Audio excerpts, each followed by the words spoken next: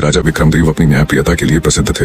एक दिन एक वृद्ध साधु उनके दरबार में आया। साधु ने कहा, महाराज, मैंने 20 वर्षों की तपस्या से यह दिव्य रत्न प्राप्त किया है। इसे सुरक्षित रखने का भार अब आपको देता हूँ। राजा ने उस रत्न को स्वीकृत कर लिया। वह रत्न इतना चमकदार था कि दरबार में सभी की नजरें उस पर टिक गईं। राजा ने रत्न को अपने खजाने में रखने का आदेश दिया। उस रात राजा को एक स्वप्न आया। उसमें वही साधु दिखाई दिया और बोला, महाराज, मैंने जो रत्न आपको दिया वह एक श्राप से बंधा है। यदि उसका दुरुपयोग हुआ तो आपका पूरा राजवंश नष्ट हो जाएगा। सुबह राजा घबरा कर उठा और खजाने की ओर दौड़ा, परंतु जब वह खजाने में पहुंचा तो वह रत्न गायब था। राजा ने तुरंत अपने दरबारियों से पूछताछ की। तभी महामंत्री ने कहा, महाराज, हो सकता है साधु ही इसे लेने आया हो। वह साधारण साधु नहीं, कोई दिव्य शक्ति है। कुछ दिनों बाद राजा को खबर मिली कि पड़ोसी राज्य ने अचानक उनके राज्य पर आक्रमण कर दिया। राजा समझ गया कि यह सब साधु का श्राप था, लेकिन तभी एक चिट्ठी आई।